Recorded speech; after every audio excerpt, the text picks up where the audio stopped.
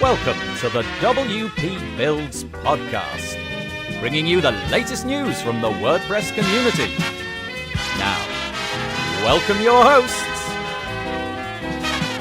David Wormsley and Nathan Wrigley. Hello there from the WP Builds podcast, and Happy New Year 2019.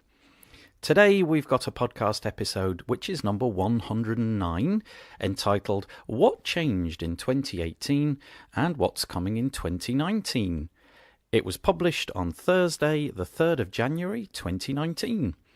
My name's Nathan Wrigley from pictureandword.co.uk, a small web development agency based in the north of England, and I'll be joined today by David Wormsley from davidwormsley.com because this is a discussion episode, and that's usually who I have a chat with during the discussion episodes.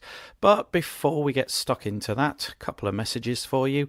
If you go over to the WPBuilds.com website and find the menu at the top, you'll be able to find a subscribe button. And if you click on that subscribe button, you will be taken to a whole load of ways that you can be kept in touch with what we do at WP Build. So there's a form to gather up newsletters, and you can get Messenger updates and Slack updates and so on and so forth. So yeah, go check that out.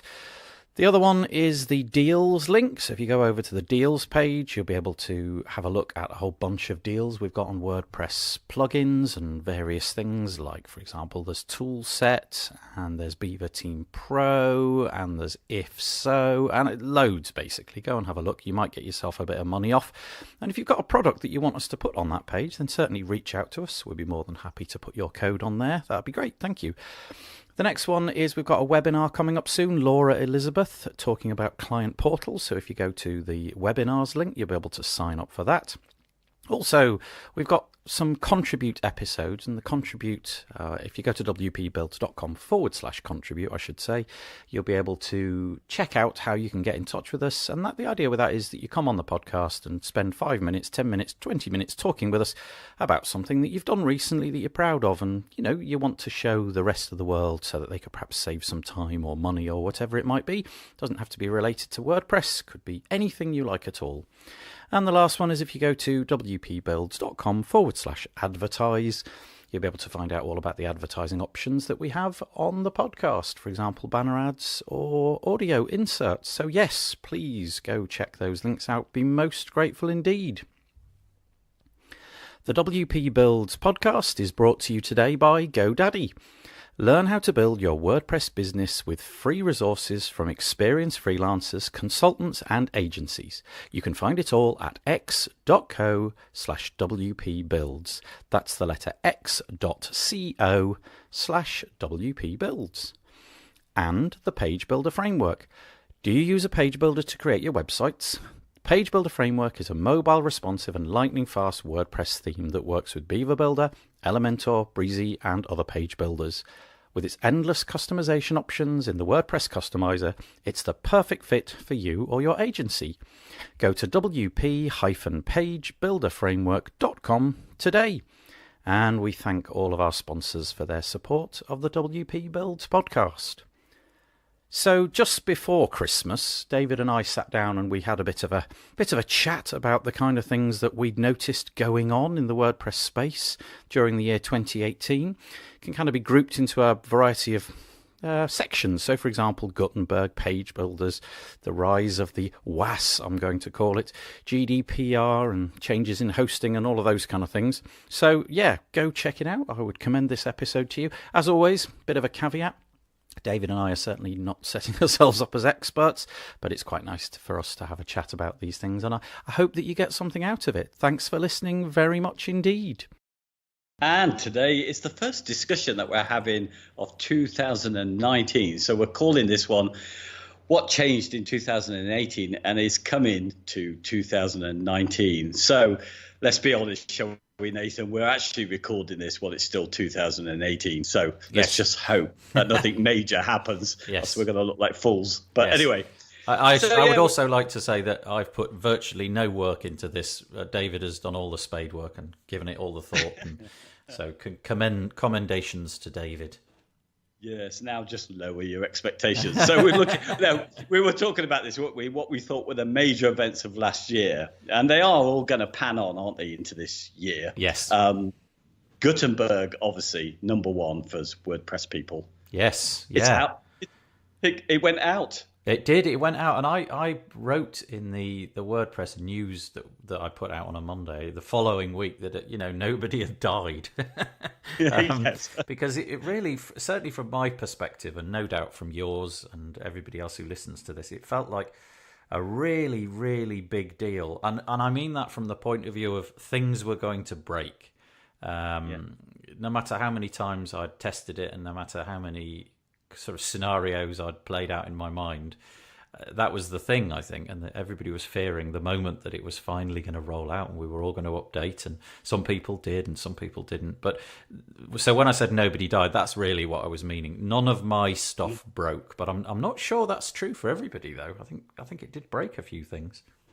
Yeah, well, I was lucky. All the updates went perfect. Classic Editor was installed in all of them, but absolutely not a single issue. And I did it, I think, almost immediately, literally hours after it had gone out. Yeah. So, yeah. I did too, actually. So was that your approach? Did you go and install the Classic Editor plugin? Did you do that manually? Did you actually log into the sites, or did you do it with your kind of main WP or managed WP or whatever you're using?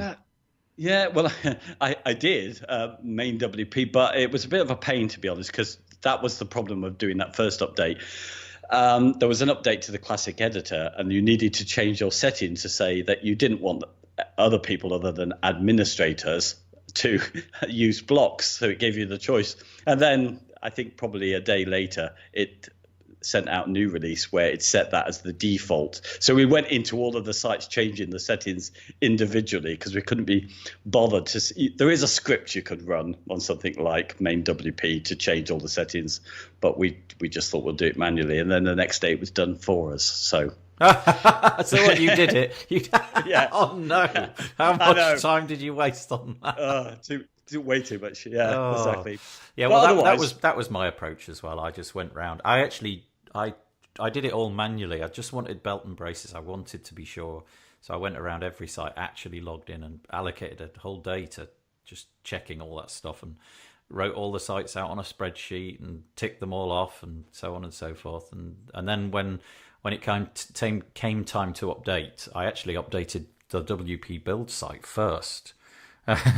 Just to see what would happen, and of course nothing happened, and then that was it. I'm a main WP user as well, went in there and just clicked the button, but did them one at a time and made sure that it had successfully worked, because there's when something's been updated in main WP, you can click a button and go and visit the site. So I just did that, and then checked a few important pages and then moved on and did the next one, but it was fine, no problems.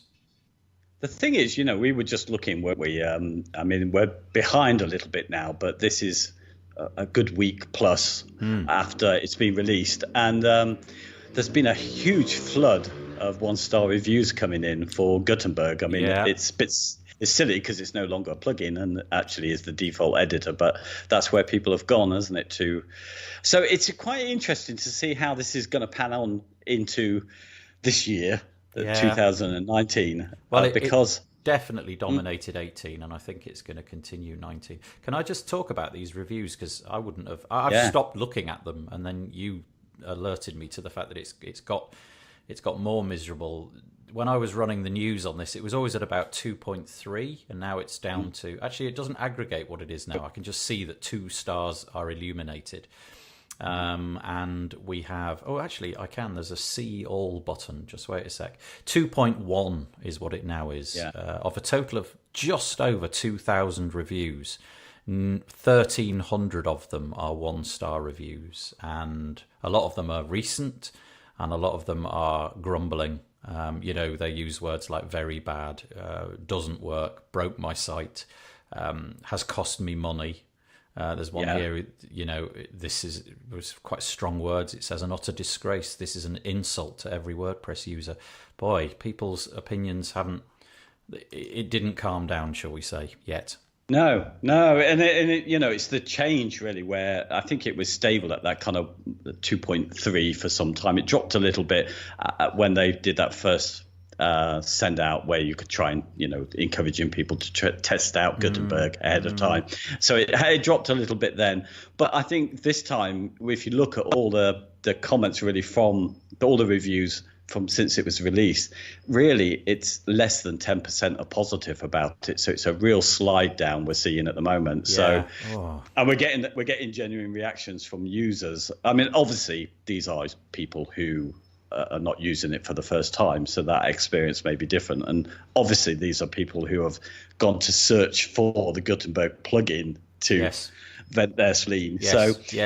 But you know, it's fascinating because I think, you know, however, because I think we both agree, don't we, that the idea, the concept, the idea of using blocks to build out all kind of areas of your themes is ingenious and things need to move forward. But something about the editor, the way it's being pushed forward, it's all going to depend on how it's received, isn't it?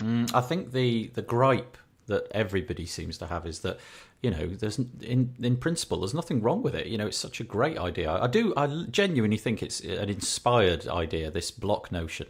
And, you know, 2019 will no doubt be the year of blocks being created by third-party developers, and we'll be able to install them from within Gutenberg. And, you know, if you need a block just to do this one little tweak, you might be able to find that by searching for it within Gutenberg or the editor.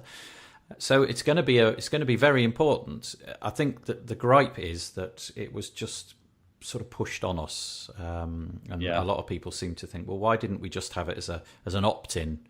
You know, if it's so good, everybody will opt in. Why push this into core? And of course, you know, we've had Matt on multiple times on multiple podcasts, including our own, just sort of saying, well, we've got to move with the times because the competitors are. So we need to have something in which is representative of what's possible today. And the first iteration of it is not going to be as good as 2 or 3 years down the road. And the roadmap for it is amazing. So we'll have to see how it goes. But, you know, it annoyed people enough that we've now got this fork of WordPress, this classic press fork. I don't know how that's doing. I don't know if it's even sort of taking off, because you can achieve everything that you need to achieve just by installing the classic editor. So I don't really know how that community is growing or not, but I think hold tight. Let's see what happens this year. I had a look, actually. It is growing slowly, but I think that's the thing, isn't it? I think it's this 6 months period where other people have said that. I think Pippin Williamson has said this is going to be quite vital because, it is about whether people get behind it as much as anything. And these kind of reviews indicate that that's not the case. And then, of course, there are the gripes, like we just mentioned, you know, with the way that it was, in fact, finally put out, because everything's public about Gutenberg, apart from this final release date, which was unknown and made privately, which wasn't, you know, didn't go down too well. So, so Matt's got to recover.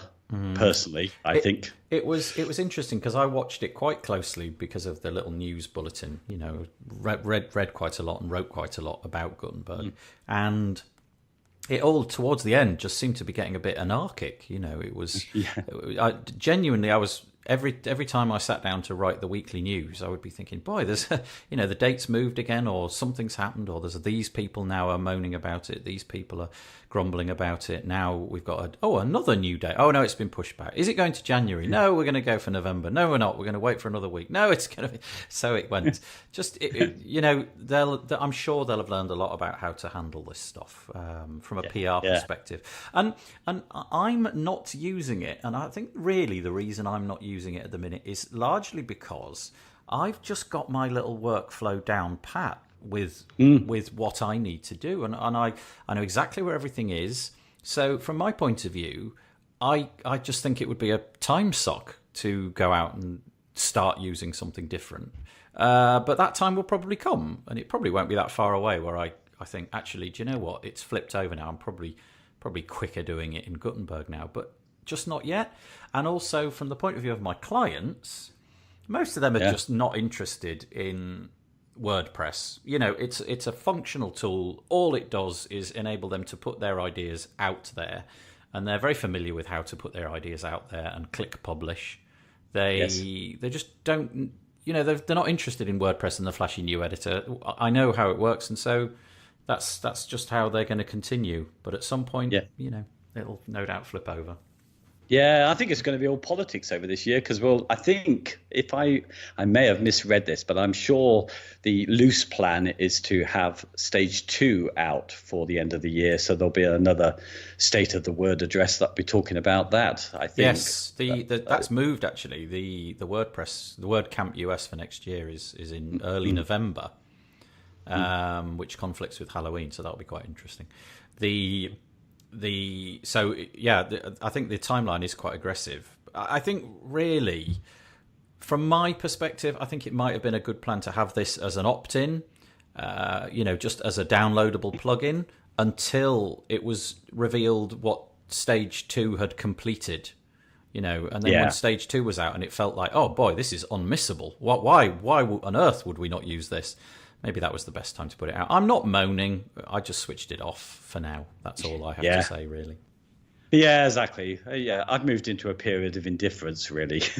Yep. But I tell you, I think this year has been a year of division and angst and anxiety and a bit of anger. Quite a few people that I know are quite cross about it. So that's a new development in WordPress for this year. I hadn't noticed that over the however long I've been using WordPress. I haven't quite seen that level of conflict and disagreement and resignations and angst. Yeah.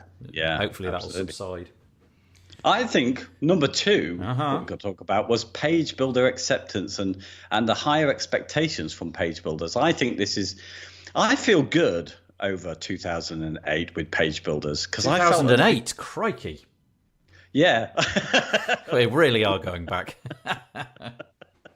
2018. Was there a page builder then? Probably not. No, we probably didn't even have the capabilities in JavaScript then. No, anyway, go on. Sorry. Yes, sorry. 2018 page builders. I think we started the year where we still had kind of divisions in that area. I think over this year that there's been a total acceptance of page builders. I remember when Beaver Builder first came out, their first battle was convincing people that page builders are just not rubbish and that they can actually do good in the world. Yep. And I think that's completely won now by the end of 2018. Yep, I completely agree. I cannot remember the last time I read a comment. I mean, I'm a big user of it. I put myself in amongst people who share and use page builders as well. So probably the audience is a bit skewed. Nevertheless, yes. I haven't seen anybody moaning about them. I think if you had a gripe with them, they've got to such maturity now and such widespread use, millions of people using them. I think that time has gone. So I completely agree. It feels like over the last year, this is now what we have. And of course, Gutenberg itself, harking back to the previous point, it kind of is pushing the agenda of drag and drop a little bit more. And obviously it doesn't have the capabilities yet, but that's the way it's going. And so if official WordPress is page builder, then you've really got nowhere to go apart from, well, you could go to Classic Press and stay there. But why not? Why not use it? The capabilities are so good, and things like theme building added in over was that this year? Yeah, well, I think the thing is that this year we did have it last 2017 for Beaver Builder with the Beaver Themer, but I think this year we have new page builders coming out like Breezy, and also Elementor added their theme building as well, and it's up to spec. I think the thing is that's now what I was saying about the higher expectation is now we expect our page builders now to be theme builders as well. In the same way that Gutenberg in a way intends to be that with blocks later. But so I think there's that, and also this is one other thing that I think has been good about this year.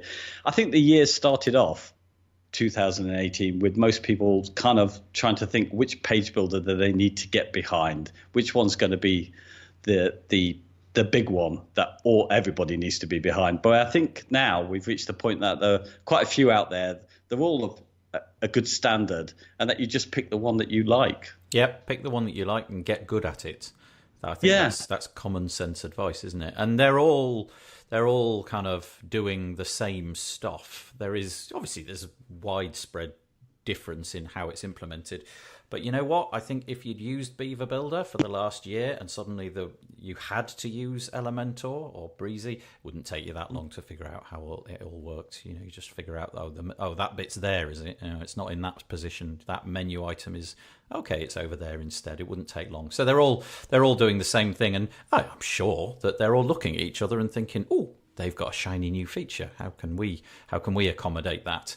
They're sort of all coalescing in their capabilities. But you're right, pick one, get good at it. Why not just stick like that? Yeah, I also wonder if during the course of this coming year, 2019, I wonder if the page builders will continue to grow, because some of them have had really stratospheric growth as they've become more and more accepted. Or will their growth sort of stagnate because people think, you know what, this Gutenberg thing is good enough. Does most of what I want to do. I can achieve a layout.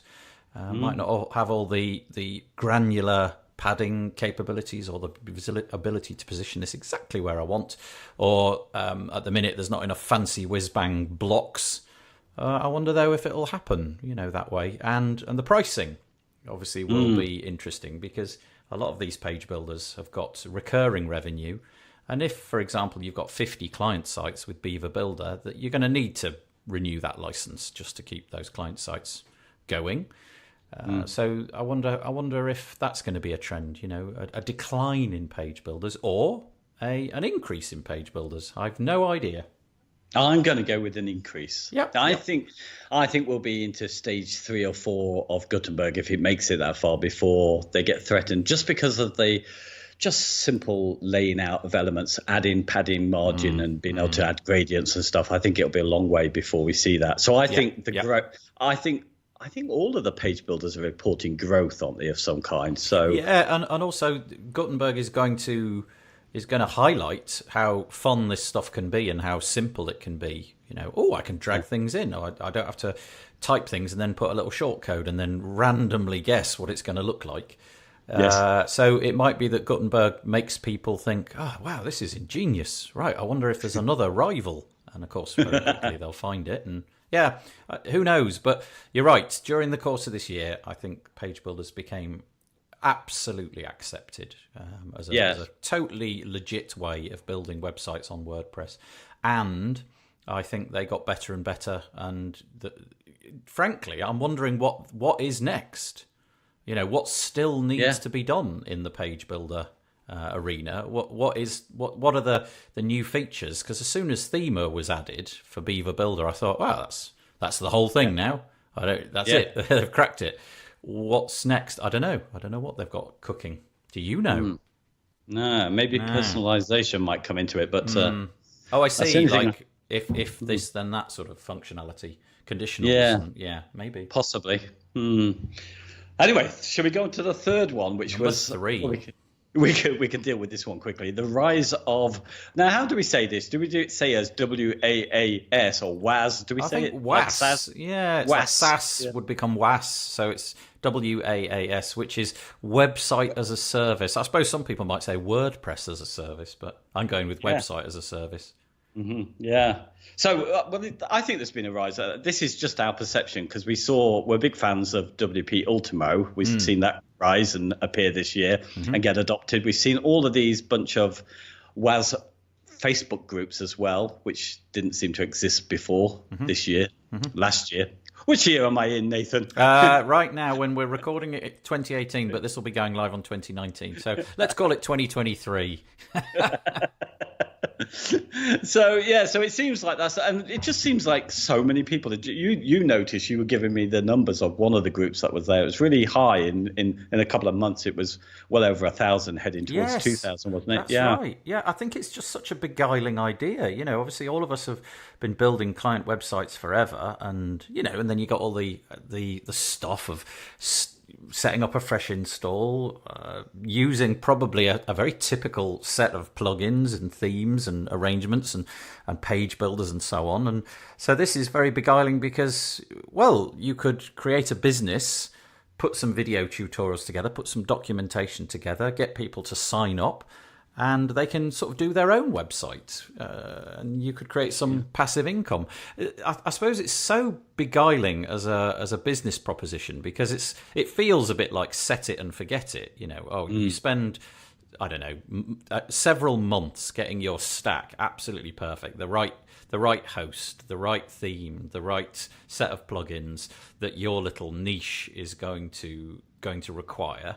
And then launch it and spend a bit of time marketing it, and hopefully people will sign up and pay you, who knows, $20, $30, $40 a month to have their website. So, basically having WordPress as a sort of niche version of Wix or Squarespace. Fascinating, really great. And it's taken off without a shadow of a doubt. I think WP Ultimo in particular has benefited from a tidal wave of interest. It's amazing. Amazing how quickly it's been adopted. Yeah, and I mean, it's obviously come out of the page builder technology that's fueled this along. But do you know what? Do you think this is a thing of 2018? Do you think this is going to carry through to 2019, or is the bubble going to burst on it when we realise that? In some ways, it seems a little bit illogical, doesn't it? Because we've got Gutenberg kind of when they started threatening WordPress. Nobody knew that the classic editor was going to be supported for so long. So it seems like such a gamble to even start thinking about doing this. Yeah, I don't know. I mean, certainly it's come out of nowhere and become really popular. Whether or not it's going to stay popular, I don't know.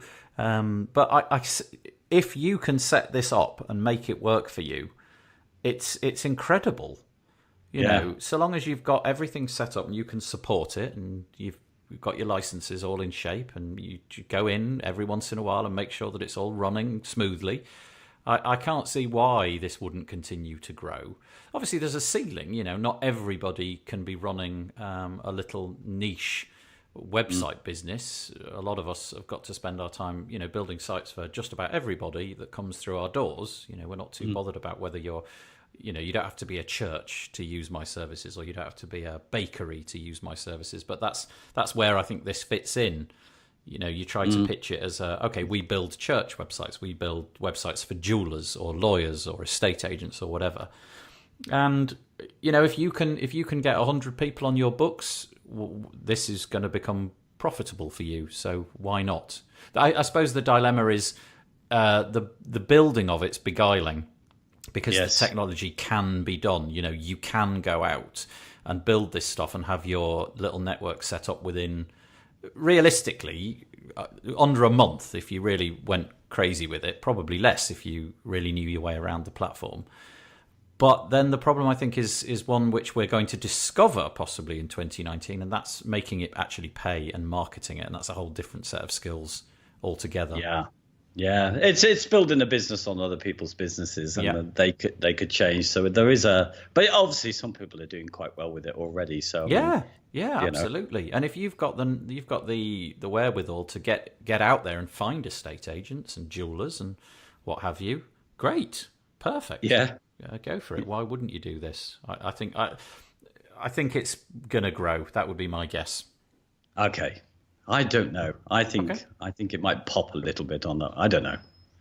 Or just It doesn't really matter, I suppose, if it does in a way. So long as you've got yourself set up and it's working. And I know from the point of view of Arindo, he's dedicated to that plugin, so I don't think it's going anywhere. Yeah. He's just actually moved over to a different pricing model as well. So his the WP Ultimo lifetime pricing has ended, and he's gone subscription. So hopefully, if there are new people coming in towards the beginning of 2019, they will have recurring revenue for WP Ultimo into 2020 and beyond. Yeah, and his plugin I don't think is going to go anywhere. I think I'll still be using it, possibly as a replacement for demo instructions or for training and all sorts of things. So even outside of that, it works. Yeah. So there we go. The rise of website as a service this year. Absolutely fascinating to watch. Out of nowhere. Great. Number 4, GDPR. That's a big event of the year. And other legislation which has been ignored. So, so you actually asked about this quite recently, about GDPR. Has it, affected anybody's lives? And the answer was no, really, wasn't it? Yeah, for me, it was... Well, I knew deep down, I knew that this wasn't going to affect little old Nathan, in his tiny, tiny little world. And I kind of realised this was. I mean, no, it's not. It does affect me, but it doesn't at the same time.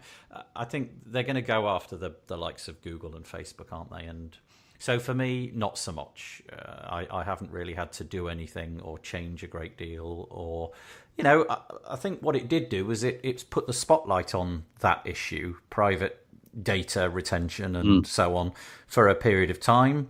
It became the topic of interest, and each year we need a new topic of interest. Otherwise, well, goodness me, what will we talk about? We'll have to talk about the weather. And so it provided that, and it raised awareness, but then it kind of silently went away. I think it came in May the 25th, if my brain serves me correctly. And then I haven't really given it much thought ever since then. Not a lot, anyway. Yeah, it's exactly the same. I think 2012 when the cookie law came in, there was such a run up to it, and we were so much into it, talking about it every day, worrying about it, and then absolutely, then just went quiet in the same way. But you know what? There's a couple of other things which are looming, which I think are significant. One of them being the directive on copyright in the digital single market, it's called. Some more EU legislation, but this one is really about how we kind of use other people's data, how we link to it and embed it. Yeah, I confess, just before we started doing this recording, David and I talked about this, and I'm really ignorant about this, and it suddenly struck me that, because you've, what is it? It's all about the ability to use, or the inability, or the illegality, or whatever the phrase might be, of using other people's content without attribution. Is that I kind of summed it up there? I think so. The problem is, it's the blind leading the blind on this one, because I don't know, but we do certainly know that Google's got upset about it, and to the point of, because it's kind of past its first stage. So EU members have agreed on bringing this forward, but it hasn't been put into law. So at the moment, and I've really only got this from Wikipedia, that they are saying of November 2018 that they're campaigning against the proposal and threatening to shut down YouTube in the EU unless concessions are made. So I mean, I think it would rule against you just being able to sort of embed something that you find on YouTube. Really, it's other people's copyright. You're making material out of other people's copyrighted material. It's really, that's what they're saying. But it's just, I mean, I forget the name of the guy who started Wikipedia. Again, he was James Rose, I think. Yeah, is that right? It does sound right, but I'm thinking it's wrong because it sounds like somebody else we know. Oh, yeah, that's true. Jimmy Rose. Jimmy Rose. That's it. let me look that up while you talk.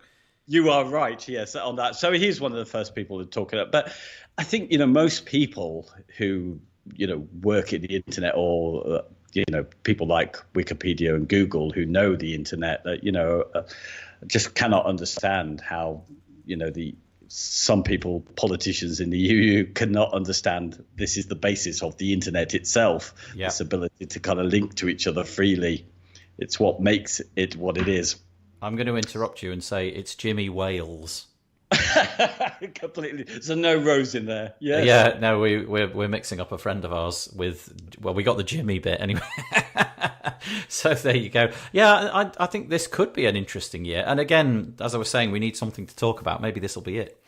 Copywriting. Nobody wants their hard work stolen and plagiarized, but also on the internet, you can't attribute everything. And I wonder if, for example, I was just looking at a page on Google, just the Google search engine page, and it attributes everything. It's got the hyperlink, so it always tells you where it's coming from and what the source is. But I suppose this is about theft or inadvertent posting on social media, or kind of claiming something to be your own. And so they're making the platforms responsible for this. And goodness knows, I don't know how this is going to play out. But I can see why this legislation is coming around. But I can also see that it's going to be very, very difficult to enforce.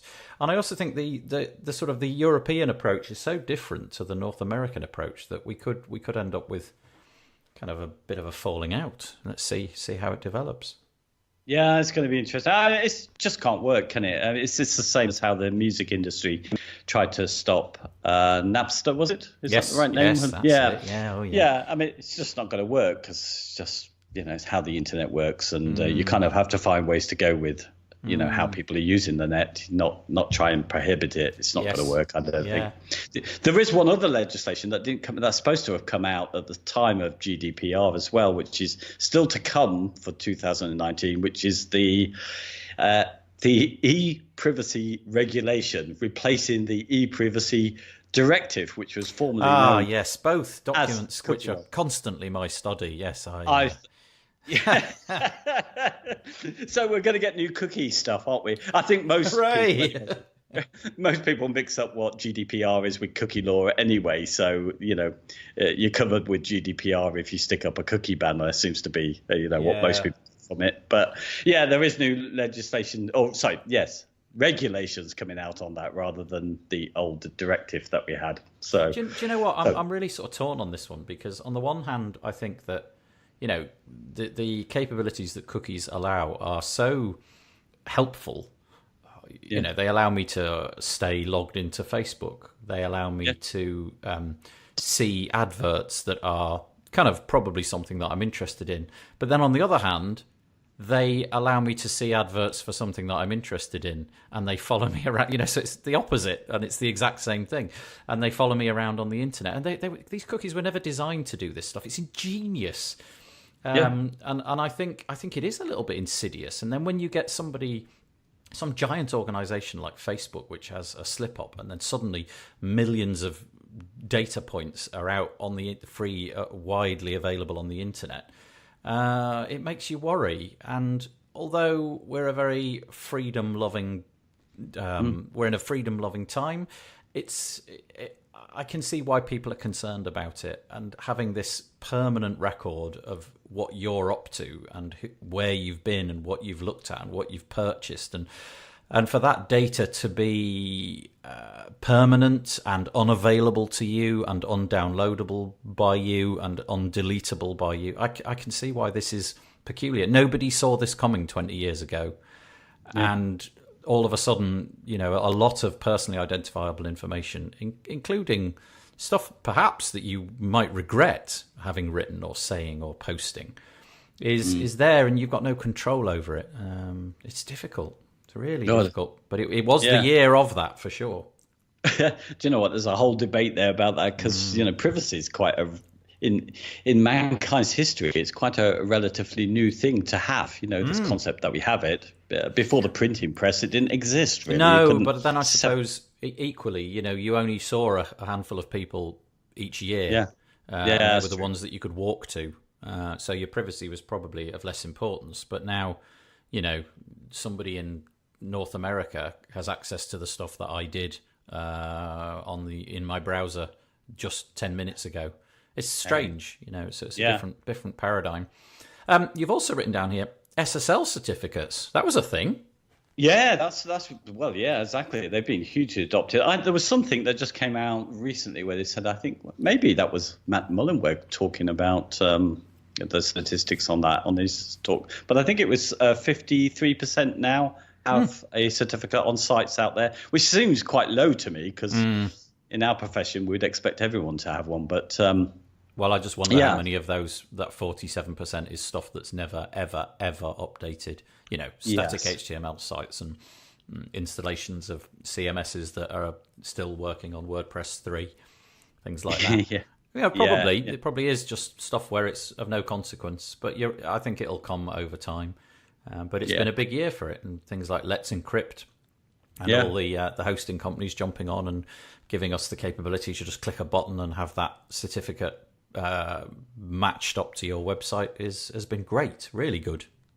Yeah, absolutely. We just don't expect not to see one now, and that's Nope. it's moved so quickly. Yeah. Well, I don't know if you've noticed now Chrome doesn't really offer any sort of woohoo. If you've just got a normal SSL certificate, it doesn't really dramatize. Yes. Oh, this is good. This is special. It's now, well, that's expected behavior. It's only when you cross the line, then it flags up in nice big red writing that there's a problem, or if you've paid for an EV certificate, then it shows that as a an extra mark. But I think they've stopped being green as well, haven't they? Aren't they just normal as well now? Cream, I think it's still green. Is it? No, it's normal. You're right. It's come to the point where it's just it's so normal that it's just there. It is. For example, I've just gone to Amazon.co.uk and all I've got is a greyed out padlock. Yes. Let me try a bank, HSBC, for example, in the UK. Yeah, you get the EV certificate saying it's HSBC, but it's not grey. I'm sorry, it's not green. It's not going, look at me. It's now just grey and quite boring. So that's a big shift this year. And obviously, if you've still got sites, they're gonna if they've not got an SSL, they're gonna start. Your customers presumably will start to ask why, because look, it's red. Yes. Well, it says not secure now, doesn't it? Not secure, yeah. Which is a little bit of a misnomer if you've just got a static HTML site. There's nothing really not secure about it, but yeah, I get the point.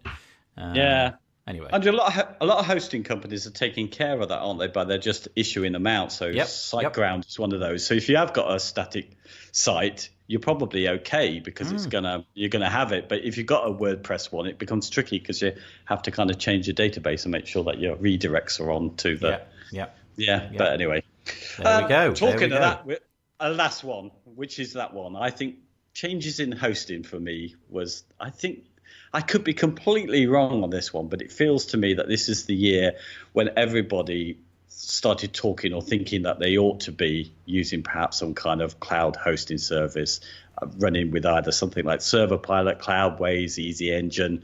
And we've had a few new things turn up as well in this year. So we've had Run Cloud and Spin Up WP as well, competitors to Server Pilot. So, yeah, I think that's the big thing. The big cloud hosting, Volta, Rackspace, DigitalOcean, Linode, Amazon and Google are all out there now. It continues to be an absolute... I just literally don't even know what this conversation means in some ways because I'm so immune to it because I do everything kind of on my own server, largely. You're right. You're absolutely right. There's lots and lots of talk about these services and products, and they seem fascinating.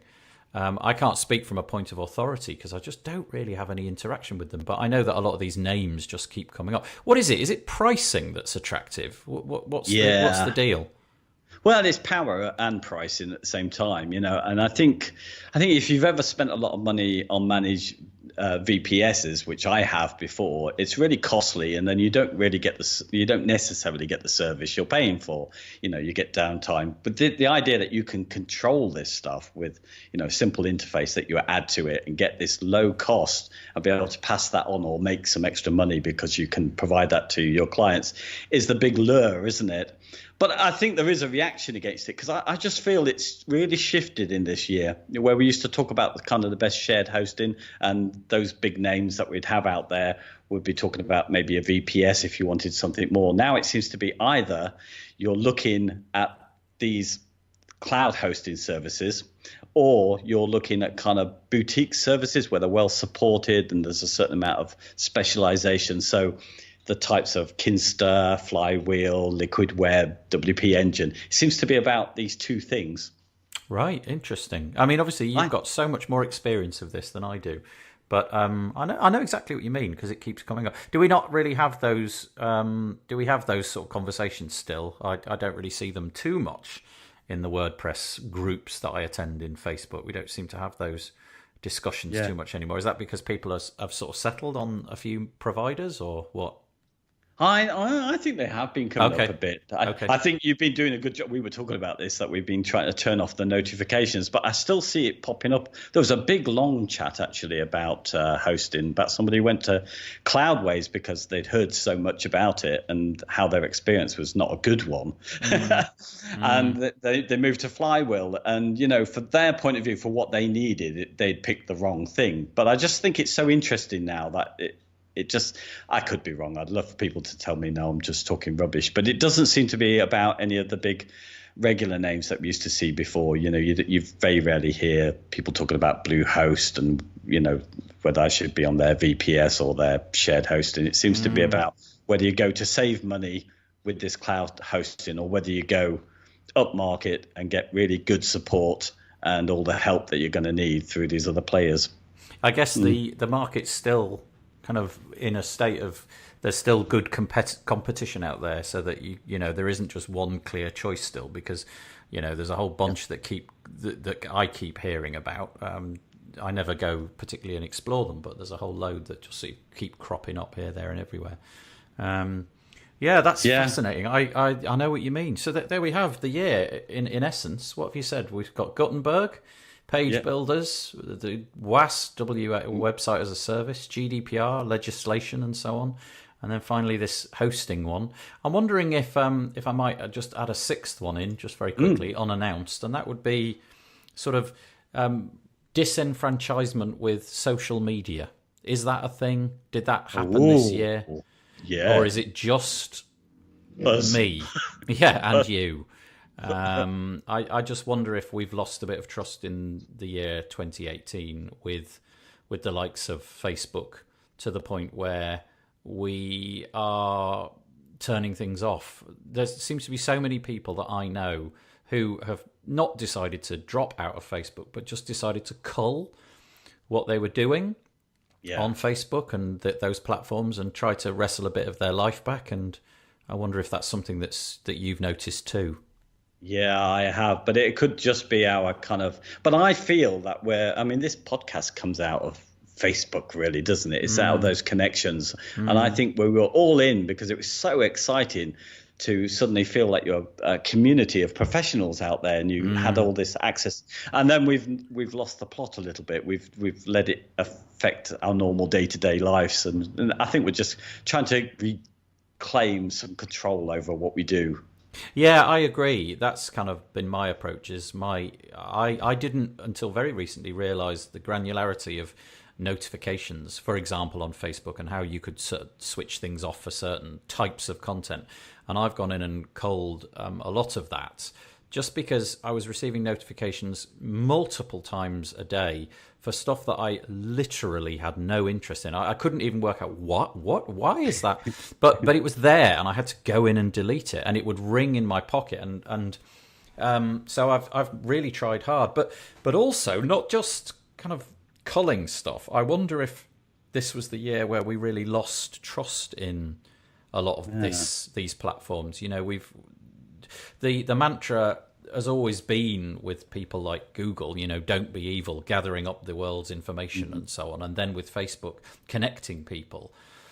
But this year, perhaps more than ever, it's become obvious that really it's about generating revenue and keeping the business afloat and being profitable. And maybe a lot of us have decided that trade-off this year, you know, this free service in exchange for your data isn't maybe worth it. But it is interesting how much control you can get if you just bother. Yes. And then you can still get the benefits of the platform, but without the things that inconvenience you. But you've really got to go looking. I turned off lots of Facebook notifications. It turns out there's absolutely loads of ways that you can switch things off for stuff that you're just not bothered about. But it took time. It took like several hours for me to switch all of it off.